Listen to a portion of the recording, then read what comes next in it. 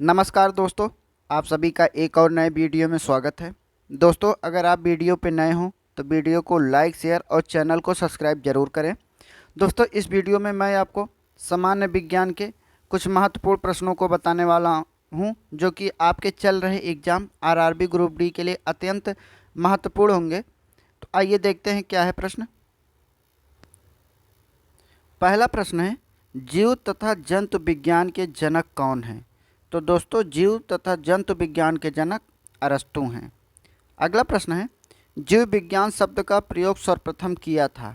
तो दोस्तों, जीव विज्ञान शब्द का प्रयोग सर्वप्रथम लैमार्क, जो कि दोस्तों फ्रांस के रहने वाले थे, एवं ट्रेवीरेनस ने किया था। लैमार्क तथा ट्रेवीरेनस, जो कि दोस्तों लैमार्क फ्रांस के रहने वाले थे और ट्रेवीरेनस जर्मनी के रहने वाले थे। इन दोनों लोगों ने सर्वप्रथम जीव विज्ञान शब्द का प्रयोग किया था। अगला प्रश्न है, जैव विकास को सर्वप्रथम समझाया था? तो दोस्तों, जैव विकास को सर्वप्रथम लैमार्क ने समझाया था। अगला प्रश्न है, चिकित्सा शास्त्र के जनक कौन हैं? तो दोस्तों, चिकित्सा शास्त्र के जनक हिप्पोक्रेट्स हैं। अगला प्रश्न है, वनस्पति विज्ञान के जनक हैं? तो दोस्तों, वनस्पति विज्ञान के जनक थियोफेस्टस हैं। अगला प्रश्न है, रसायन विज्ञान के जनक हैं? तो दोस्तों, रसायन विज्ञान के जनक लेवोसियर हैं।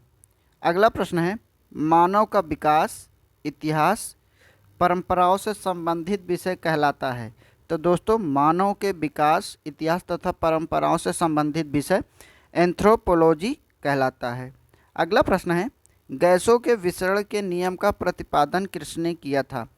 तो दोस्तों, गैसों के विसरण के नियम का प्रतिपादन ग्राहम बेल ने किया था।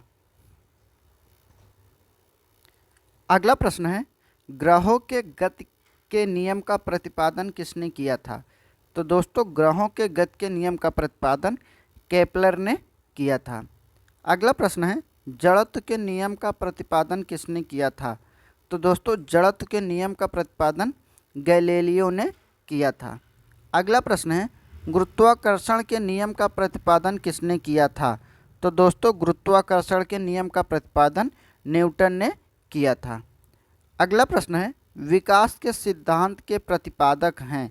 तो दोस्तों, विकास के सिद्धांत के प्रतिपादक चार्ल्स डार्विन हैं। अगला प्रश्न है, अनुवांशिकी के जनक हैं? तो दोस्तों, अनुवांशिकी के जनक ग्रेगरी जॉन मेंडल हैं। अगला प्रश्न, मेंडल ने अपने प्रयोगों के लिए चयन किया था? तो दोस्तों, मेंडल ने जो प्रयोग किया था, अपने प्रयोग के लिए उन्होंने मटर के पौधों का प्रयोग किया था। अगला प्रश्न है, आनुवांशिकता के विज्ञान को आनुवांशिकी किसने कहा था? तो दोस्तों, आनुवांशिकता के विज्ञान को आनुवांशिकी डब्ल्यू वाटसन ने कहा था। अगला प्रश्न है, आनुवांशिकी उपरिवर्तन होता है? तो दोस्तों, आनुवांशिकी उपरिवर्तन क्रोमोसोम में होता है। अगला प्रश्न है, सर्वप्रथम जीन शब्द का प्रयोग किया था? तो दोस्तों, सर्वप्रथम जीन शब्द का प्रयोग जोहानसन ने किया था। अगला प्रश्न है, जीन अवस्थित होता है?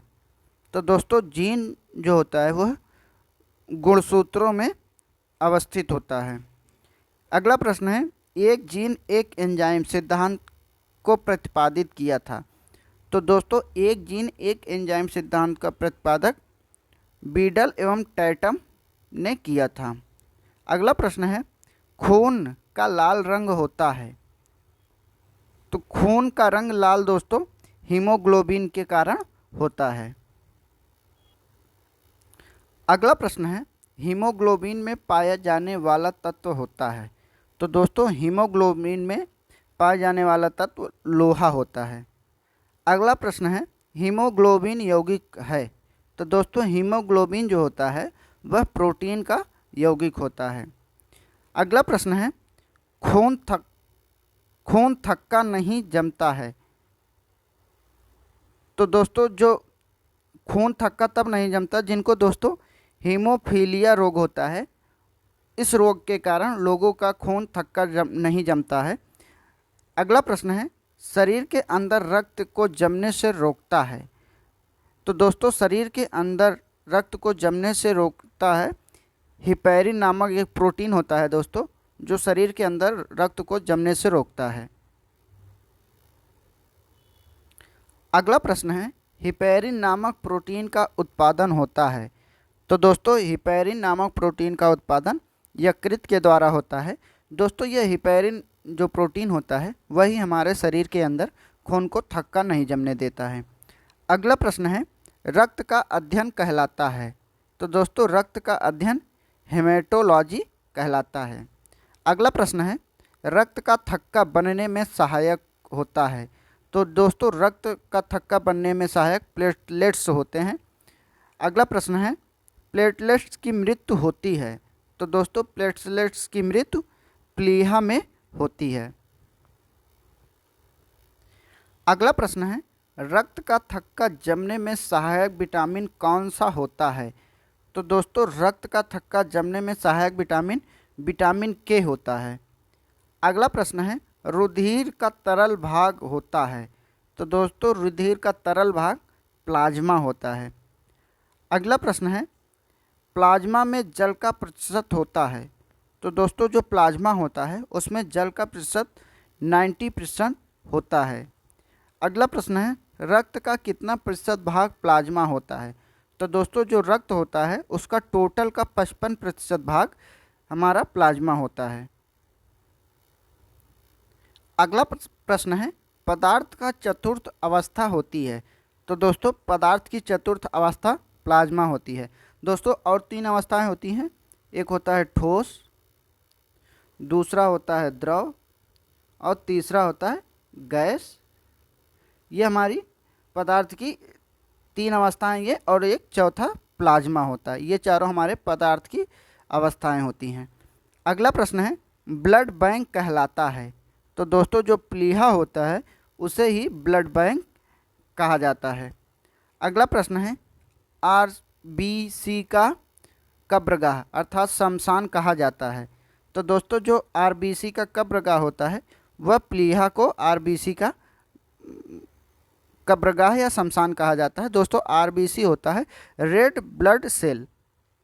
अगला प्रश्न है, ब्लड बैंक में रक्त को किस तापमान पर सुरक्षित रखा जाता है। तो दोस्तों ब्लड बैंक में रक्त को 40 डिग्री फ़ारेनहाइट पर सुरक्षित रखा जाता है। अगला प्रश्न है, रक्त समूह की खोज किसने की थी। तो दोस्तों रक्त समूह की खोज लैंड स्टीनर ने की थी। अगला प्रश्न है, सर्वदाता रक्त समूह होता है। तो दोस्तों जो ओ समूह होता है वह सर्वदाता रक्त समूह होता है, अर्थात ओ समूह वाले सभी को रक्त दे सकते हैं चाहे वो जिस समूह का रक्त हो। अगला प्रश्न है, सर्वग्राही रक्त समूह होता है। तो दोस्तों सर्वग्राही रक्त समूह ए बी समूह होता है, अर्थात ए बी समूह वाले जो रक्त समूह होते हैं दोस्तों वह किसी भी रक्त समूह का ब्लड मतलब ग्रहण कर सकते हैं। अगला प्रश्न है, एच आर एच फैक्टर संबंधित है। तो दोस्तों आर एच फैक्टर रक्त से संबंधित होता है। अगला प्रश्न है, एच आर एच फैक्टर के खोजकर्ता हैं। तो दोस्तों आर एच फैक्टर के खोजकर्ता लैंड स्टीनर।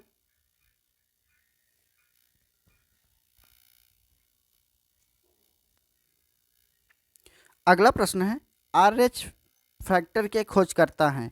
तो दोस्तों आर एच फैक्टर के खोजकर्ता लैंड स्टीनर एवं वीनर हैं।